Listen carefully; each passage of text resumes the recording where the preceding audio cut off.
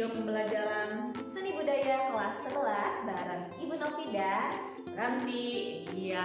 Nah, untuk kelas 11 di semester ini kita mempelajari tentang apa, Bu? mempelajari tentang seni tari tentunya. Ya, yang semester lalu seni musik, untuk semester genap ini mempelajari seni tari.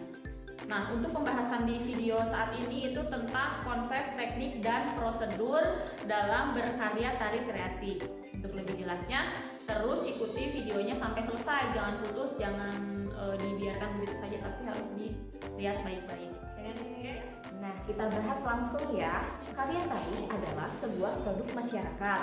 Nah, maksudnya dalam hal ini berarti karya tari akan tercermin oleh kebudayaan lokal yang dimiliki oleh masyarakat sekitar. Contohnya, Di pembahasan kali ini kita lebih ketahui contoh tentang yang ada di kehidupan masyarakat Indonesia. Ya, misalnya ketika masyarakat yang tinggal di daerah pegunungan, otomatis yang akan terlihat itu pasti sawah, kebun, dan lain sebagainya. Nah, dari penjelasan tadi bisa kalian simpulkan kalau misalnya orang atau di daerah pegunungan itu lebih condongnya ke misalnya tari tani, ya, tari petani, karena menceritakan tentang berkebun. Itu kalau misalnya di daerah pegunungan.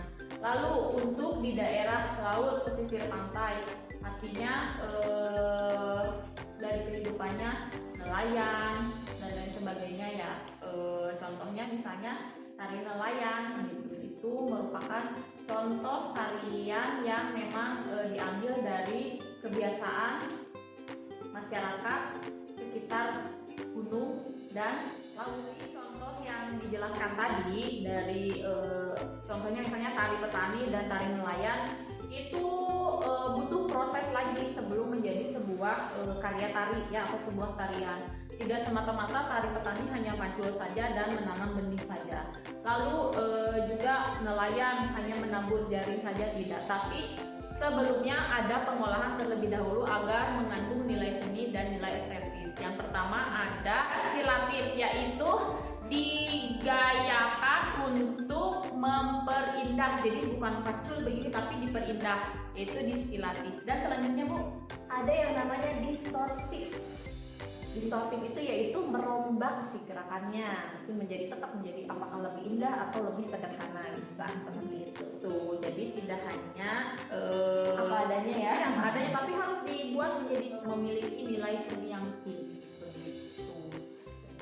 Kesimpulannya adalah sebuah tarian atau karya tari itu bisa terlahir dari peniruan atau imitatif, ya. Contohnya kalau di Jawa Barat ada tari merak, Itu menirukan burung merak ya, kita tari merak ya. di Bali juga ada, yaitu tari cendrawasih, menirukan burung cendrawasih. Coba kita lihat.